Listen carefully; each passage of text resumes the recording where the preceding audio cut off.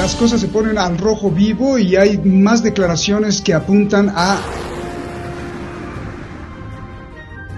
Bueno, eso se lo dirán nuestros expertos, pero las cosas sí están verdaderamente como para tomar en cuenta muchas cosas. Y por eso justamente preparamos este reportaje para entender bien o tratar de entender bien si hay algo detrás o si no, nadie nos miente y todos son santos angelitos. Escuchemos primero el reportaje y vamos directo a esto que es de vital importancia. Hace unas horas, escasas unas horas, el presidente Vladimir Putin habló ante su Consejo de Seguridad y dijo cosas verdaderamente importantes. Escuchemos, por favor.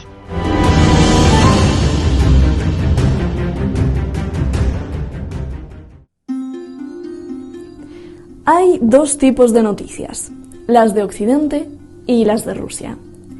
Las de Occidente dicen que la guerra es inminente. Ya no solo es Estados Unidos, sino los mandatarios europeos. El primer ministro del Reino Unido asegura que Putin planea la peor guerra en Europa después de 1945, después de la Segunda Guerra Mundial. Catastrophe for Russia, a catastrophe for Ukraine and for the world. De hecho, aquí está el mapa ya de la invasión que haría Rusia a Ucrania, según el Ministerio de Inteligencia del Reino Unido.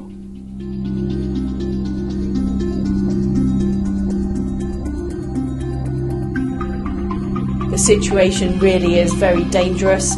A esto, como ya hemos denunciado aquí, se suman las declaraciones histéricas tanto de Biden como la de sus gobiernos aliados, y como el poder gigantesco de los medios de comunicación.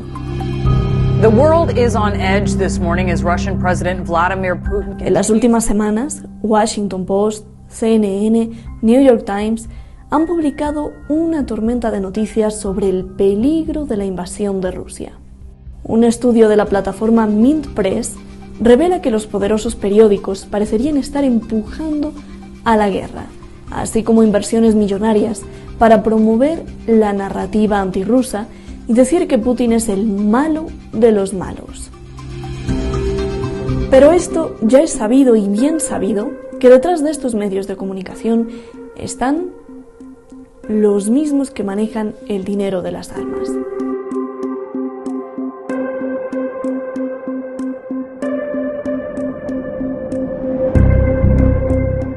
The Vanguard Group, la mayor gestora de inversión del planeta, es una de las accionistas del New York Times y a la vez de las principales farmacéuticas y a la vez de Northrop Grumman, una de las más importantes desarrolladoras de armas en el mundo. Hi, welcome to Northrop Grumman. Let me show you what we do. This is where we push the laws of physics. Always something new in here. Así o más claro. Por si fuera poco, muchos periodistas están afiliados al Centro para una Nueva Seguridad de Estados Unidos, un think tank financiado por el Pentágono y empresas armamentísticas. Por el otro lado, tenemos también las declaraciones de histeria de los medios rusos para decir que Estados Unidos es el malo de los malos y que Putin es el bueno. Vladimir Putin denunció que Ucrania declara públicamente su falta de voluntad para implementar los acuerdos de Minsk. Пушилин только что заявил, что ситуация на Донбассе стала критической. Aquí no hay tanto problema para investigar los intereses. Los medios rusos que publican esto, desde la legendaria Novosti hasta RT, han sido financiados por miles de millones de dólares por el gobierno ruso. Es un arma tan importante que Putin, en 2008, colocó a RT en su lista de las organizaciones estratégicas. Entonces, ¿a quién creerle? ¿Será realmente el terror de la rusofobia que asuste a Estados Unidos y Europa? ¿Será realmente la expansión de Rusia lo que les preocupe a Washington? ¿Será realmente el acercamiento Berlín-Moscú lo que preocupe a Estados Unidos? ¿Serán realmente los misiles de la OTAN lo que preocupa a Rusia? ¿Será realmente que Putin esté preocupado porque Rusia sea rodeada por la OTAN? Pues ahí ya está. ahí está las cosas, y nosotros aquí vamos a tratar de preguntar, que de hecho de eso se trata. Están dos de los personajes importantísimos, uno de ellos te lo conoce muy bien, es pilar de Detrás de la Razón, Javier Martínez. Gracias por estar aquí, que ha seguido este conflicto y que sabe muchísimo de esto, no solo por las últimas semanas, sino desde hace muchísimo tiempo. Lo ha seguido y lo ha perseguido para saber exactamente y explicarle a usted qué es lo que pasa allá detrás. Eduardo Luque, gracias también, un gran periodista, un gran intelectual, que desde todos los ángulos, y esto me gusta porque la otra vez lo mencioné, desde la pedagogía y la psicopedagogía también nos explica cómo nos engañan, cómo no nos engañan, cuáles o por dónde están los elementos para poder discernir lo que necesitamos saber, y que pues, otra vez lo repito, de lo que se trata no es de ni hacer propaganda ni de marear, como se dice en unos países de América Latina, que no nos mareen, decía mi abuelita, que eso es lo más importante para tener tranquilidad, amor y estar lejos de la sangre. Javier, empiezo contigo. A ver, yo antes de iniciar con todo esto que está pasando, que es verdaderamente crítico, yo lo que te quiero preguntar así de simple, si el problema es que Vladimir Putin, como ya lo hemos dicho, como tú ya lo has dicho aquí en varios programas, no quiere que le pongan misiles a unos minutos de Moscú, es decir, que la OTAN lo tenga rodeada a Rusia, pues entonces que Vladimir Putin ponga misiles a unos minutos de Washington y ya está, ¿no? Ahí tiene de aliados a Cuba, ahí tiene de aliados a Venezuela. Además, hay que recalcar, y esto es muy importante, que Rusia está muy avanzada en tecnología, tiene misiles hipersónicos y además está posibilitada para hacer una guerra de tecnología tan grande que puede desactivar muchas de las cosas que tiene Estados Unidos, además de los misiles hipersónicos. ¿Por qué no? Entonces, pues los pone y se acabó el problema, ¿no? O sea, Estados Unidos, ¿quieres amenaza? Bueno, pues yo te pongo a unos minutos de Washington y punto. O te pregunto, ¿no será que el problema no son ni los misiles ni nada de eso, sino que tanto Estados Unidos y Rusia están en busca de otra cosa, mucho más allá de los derechos humanos? Por favor. Buenas tardes, Roberto, buenas tardes, Shadi y equipo de Detrás de la Razón, y buenas tardes, Eduardo, y toda la audiencia.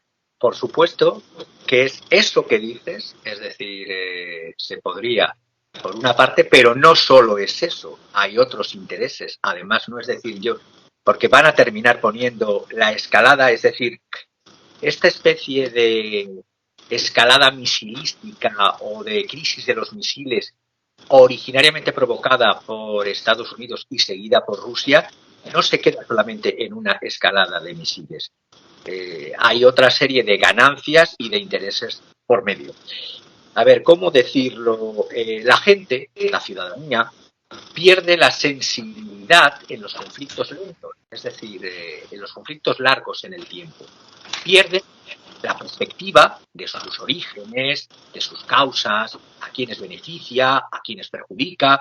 Se tragan, contextual, se tragan las falsas narrativas y los metarrelatos más abyectos. Porque, a ver, muchos olvidan o quieren hacer olvidar, primero, que es un conflicto en origen, conflicto interno ucraniano, una guerra civil ucraniana. Muchos olvidan, reitero, que la violencia armada en Ucrania comenzó ya el 18 de febrero del 2014, entre un gobierno, mejor o peor, pero legítimo de entonces, y el llamado, permitidme que diga, flash move sangriento del Euromaidán, antes de cualquier intervención rusa. Porque, además, señalo, ¿qué es lo que ha ganado Ucrania, la ciudadanía ucraniana en todo esto? Entre otras cosas, antes del 2014, Ucrania tenía 46 millones de personas, de habitantes. A fecha de hoy tiene 41.400.000. Ha perdido población. Ha perdido en el camino, además, 13.000 o 14.000 personas muertas y no sé cuántos miles de heridos. Han salido 500.000 personas que han pedido la nacionalidad y han obtenido la nacionalidad rusa.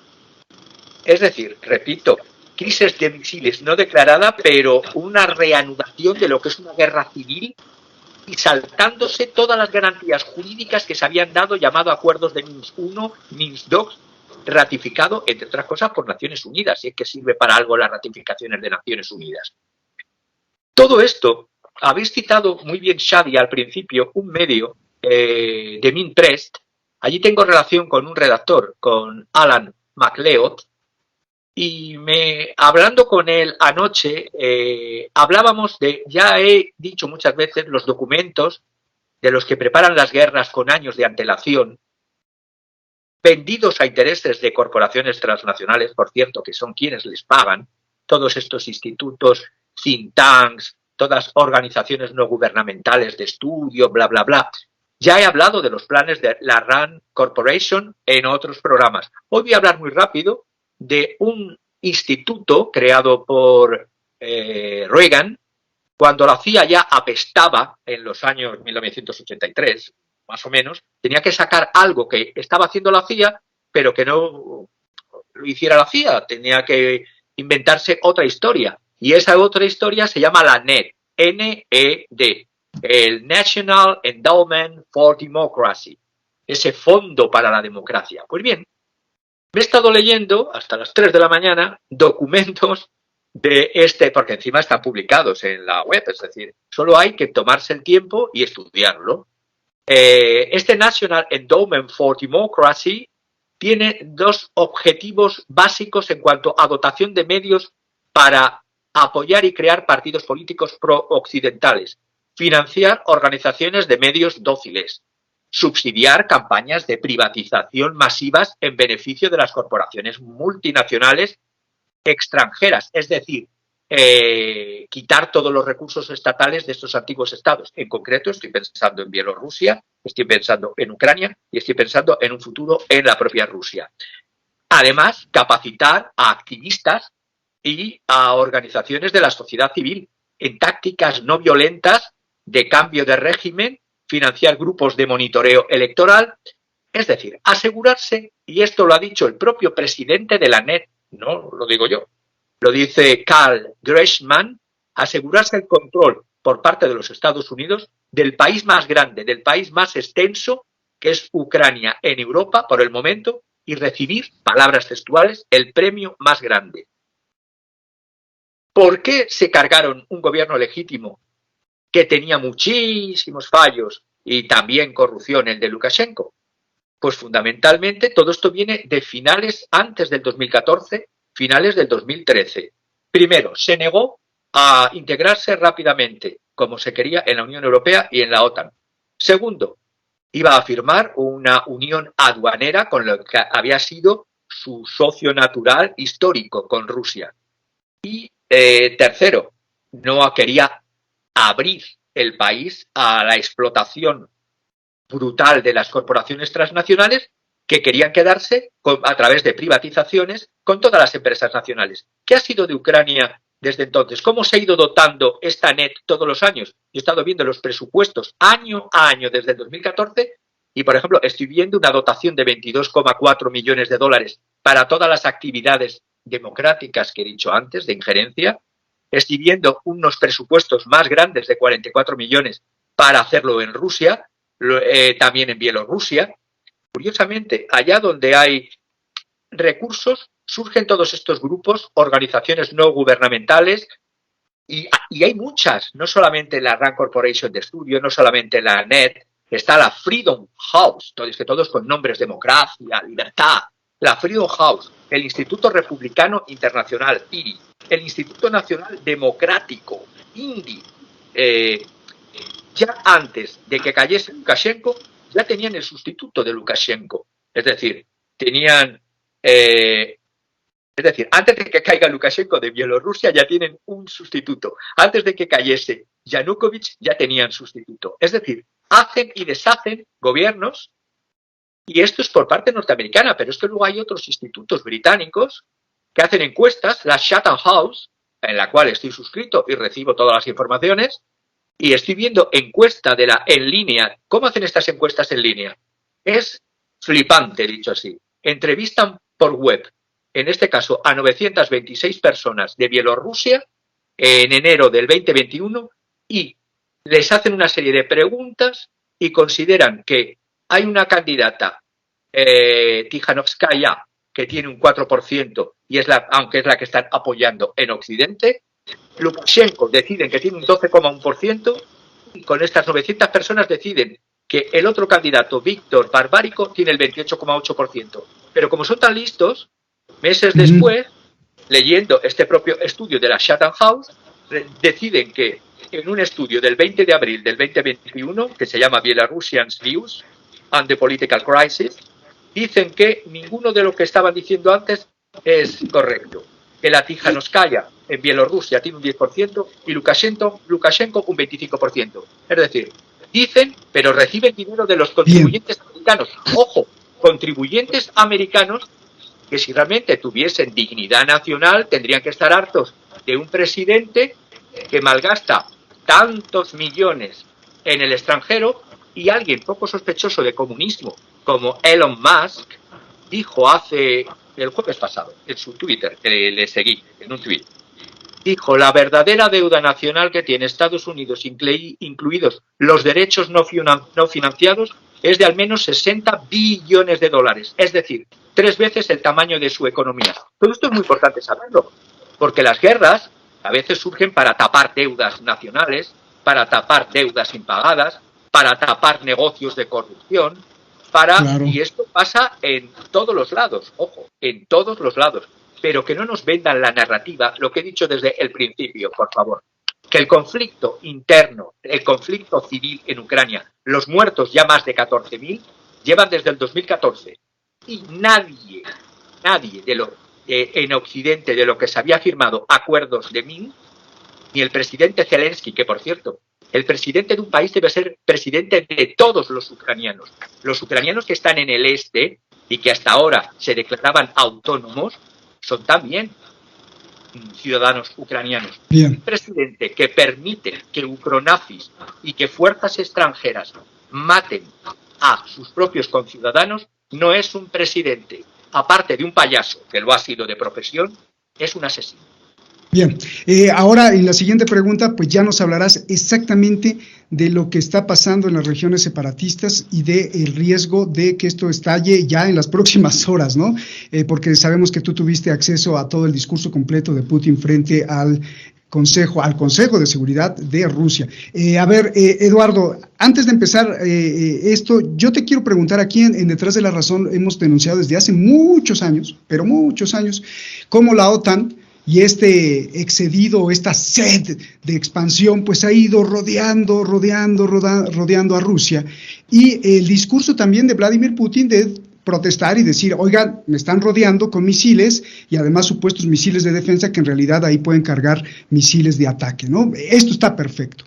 Pero hemos llegado a un punto en donde las poblaciones, tanto rusas como ucranianas y sobre todo europeas, están sumidas en un temor y en una premura de no saber qué está pasando y de este monstruo de que se avecina la guerra. La pregunta es, ¿por qué, si Vladimir Putin se queja de que le están poniendo misiles en su muro, en su barda de su país, por qué no hace lo mismo, ya desde hace mucho tiempo, en una demostración de verdadera fuerza y decirle, mira Estados Unidos, ¿quieres que te quite los misiles enfrente de Washington? Tú quita los misiles de la OTAN y asunto arreglado, pero esto no pasa.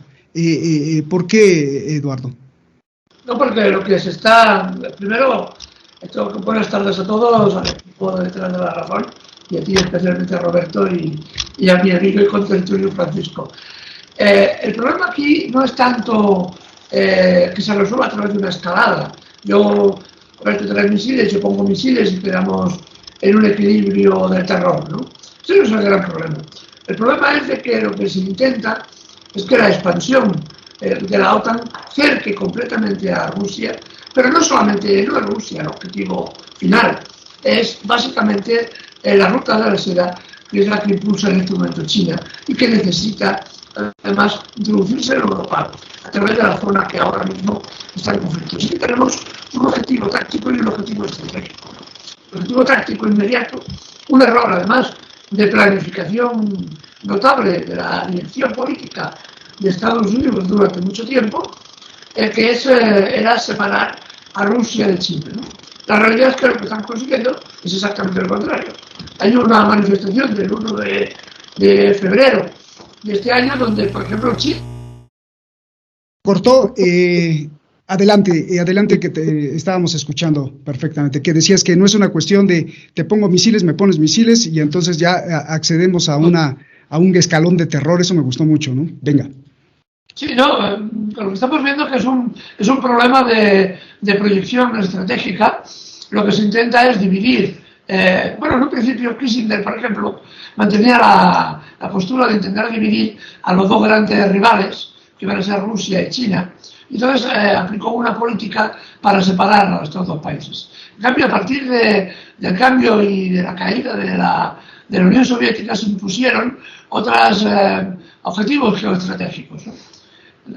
que pasaron a convertirse en la necesaria destrucción de Rusia a través de un cerco y la implementación de políticas neoliberales en el interior de Rusia que acabaran por fragmentar el país, romperlo, y que las grandes multinacionales se adueñaran de los enormes recursos naturales que tenía Rusia, que tiene Rusia, ¿no? Esto es lo que no han podido conseguir, y es por eso que ahora la expansión de la OTAN pretende cercar a Rusia nuevamente y aislarla y bloquearla, aislando a ella y aislando también a China. Por eso China ha reaccionado y ha profundizado sus relaciones con Rusia y ha hecho declaraciones apoyando a Rusia en el contexto de la guerra ucraniana. Y aún hará otras acciones mucho más intensas también apoyando a Moscú. Esto es una cuestión que es cuestión ya de pocos días. Estamos frente a un nivel de escalada muy importante ya en este momento. Es posible, muy probable, que el presidente ruso, que ha de dirigirse al país dentro de pocos minutos, nos diga que va a reconocer la soberanía de las dos repúblicas independientes, lo cual implicará, ya lo ha advertido el secretario general de la OTAN, que eso implicaría la fragmentación de Ucrania y por lo tanto un nivel de escalada todavía más agresiva de lo que estamos viendo en este momento. Hoy, por ejemplo, ya han sido confirmados de que disparos de la artillería ucraniana han destruido puestos de control fronterizo de las tropas de Rusia, que se enviaron unidades blindadas a rescatar a grupos de operaciones especiales que habían entrado dentro de la frontera rusa y que esos transportes de tropas fueron inmediatamente neutralizados, ¿no? Es decir, que ya dentro o en los límites mismos de la Federación Rusa ya hay acciones militares por parte de Ucrania y parece que esto está confirmado en este momento ya. Es decir, que estamos subiendo la escalada. Lo que estamos viendo también es otro factor interesante, ¿no? Lo que ha decidido Occidente es de que ellos han retirado sus tropas. Van a dejar que Ucrania sea sacrificada, que el número de muertos se dispare si hay finalmente una agresión más intensa todavía por parte de Ucrania. Parece que las condiciones para un intento de penetración militar por tierra en las regiones independientes ya están dadas. La situación ya está militarmente madura para iniciar esta ofensiva, y si esta se inicia tiene que haber necesariamente una respuesta rusa, que es lo que pretende Estados Unidos para acabar por señalar como enemigo a Rusia en este conflicto. Es la preparación ideológica, psicológica de la población occidental ya ha llegado a un punto de ebullición que ellos consideran que es un punto ya suficiente. A lo cual hay que añadir otro factor importante. Los factores que luchaban contra la guerra en la época de Irak, en aquel momento estábamos muy activos con organizaciones muy potentes y que habíamos llamado a la movilización de millones de personas. Me acuerdo una manifestación que organizamos en Barcelona, a la que acudieron más de 1 millón de personas en contra de la guerra de Irak.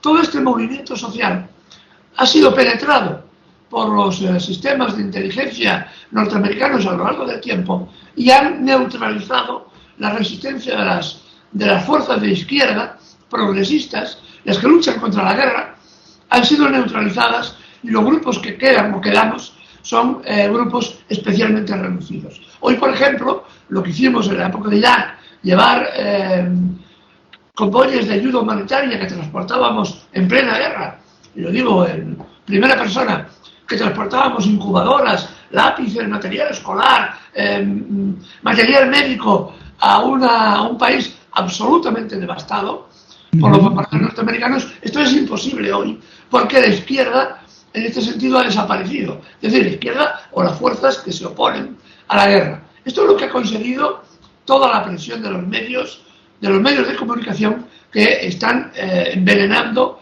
realmente a la población, haciéndola ver que la guerra es inevitable y que incluso la guerra es necesaria porque vamos a preservar no sé qué democracia, ¿no? Cuando hablaba Francisco Javier, evidentemente, de lo que ha pasado en el golpe del 2004, el golpe del 2014, el golpe del 2015, se olvida, por ejemplo, la matanza en Odessa, la matanza de la Casa de los Sindicatos, gente de izquierda, que fueron quemados vivos, más de 60 muertos, abrasados vivos por las hordas fascistas que prendieron fuego a esa organización. Eso ha sido odiado por la prensa, eso no existe. O la persecución que sufrieron miembros comunistas, miembros socialistas, miembros progresistas dentro de Ucrania por los batallones nazis que están financiados, apoyados y armados por la OTAN. Esto es lo que la prensa occidental obvia, se calla y oculta, ¿no? Claro, para eso están ustedes aquí, Eduardo. Esa es una gran labor que se las va a agradecer la humanidad. Tú y Francisco están aquí para justamente eso, para hablar lo que se calla la prensa, que se denuncia. Oye, y lo que estás diciendo es verdaderamente bárbaro. Es decir, están aventando a los ucranianos, armándolos, y ahí se las arreglan solas, ¿no? Pero yo lo veo todavía un poco más maquiavélico y más maldito, perdón por usar esta palabra, pero maldito, porque están tratando de hacer lo que a Polonia, ¿no? Yo te prometo ayuda, y luego ahí te aviento, y luego además, al ver que Rusia invade, dispara y no sé qué, entonces van a lograr unificar a la OTAN. Es decir, mira lo malo que es Rusia, ¿eh? Entonces sí, todos uniditos, ¿no? Por temor. O sea, están jugando con el miedo en ambas bandas, ¿no, Eduardo? Sí, evidentemente. Tienen un objetivo, tienen varios objetivos, y uno de ellos es claro. Es decir, esta situación genera un miedo acerbado en todos los países de la OTAN, que eso implica que hay compras masivas de material militar, que evidentemente una gran parte de este material militar va a ser comprado a Estados Unidos. Así que Estados Unidos provoca la guerra, incita a la guerra, deja solos a los ucranianos, ahí se las compongan, pero evidentemente el beneficiario son las empresas militares, especialmente norteamericanas, que van a hacer el gran negocio.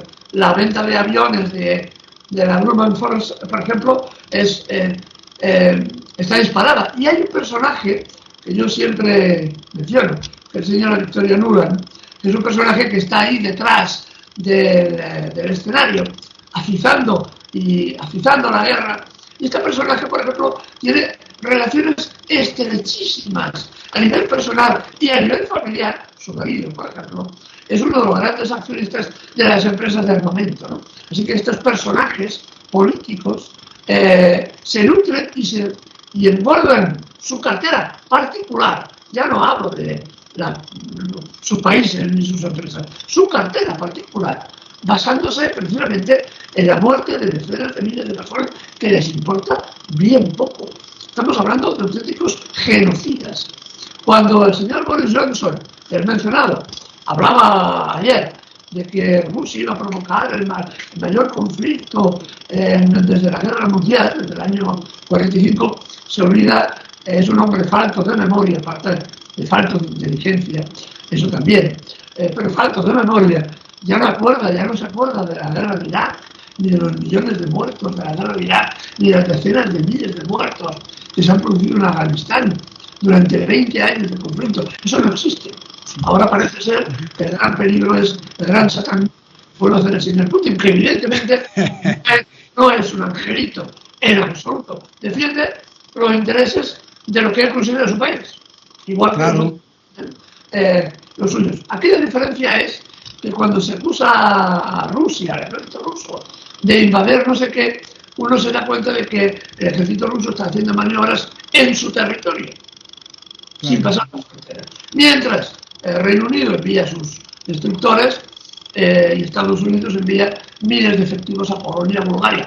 Y España, sin ir más lejos, en una acción de ardor guerrero, nuevamente nuestra ministra de Defensa ha ordenado que el regimiento Alcántara número 1, que está acantonado, parece, en Melilla, embarquen sus carros de combate y sus transportes de tropas a un destino todavía no conocido. Todos sabemos que van a ir seguramente a Bulgaria, porque los tanques del ejército español son los Leopard alemanes, que afincados también tienen en Bulgaria, y por facilitar los intercambios de piezas es fácil que estos carros vayan allá, ¿no? Así que España también participa en esta guerra con un país que no es de la OTAN. Así que sería interesante que nuestro presidente explicara qué puñetas hacemos en esta guerra. Bien. Bien, voy a ir contigo, Francisco. Hay muchísimas cosas que nos tienes que explicar. Lo que ha dicho Eduardo es verdaderamente tremendo. Lo que tú dijiste al principio es también muy tremendo. ¿Te parece si hacemos una pausa? Porque tenemos una discrepancia de megahertz. A lo mejor un vecino de Eduardo puso un motor trifásico y está metiendo rayas. Denos unos 10 minutitos en cambiar los megahertz porque cada vez que habla él se oye un chiqui chiqui chiqui. A ver si es un primo de Victoria Nuland o de William Barr. Quiero pedirle, como todos los canales lo hacen y que gracias a eso podemos existir y llevar la información, que haga algo muy sencillo. Solo píquele ahí y suscríbase, toque la campanita, para que este espacio de libertad continúe. De lo contrario, los que nos quieren manipular seguirán avanzando. ¡Saludos!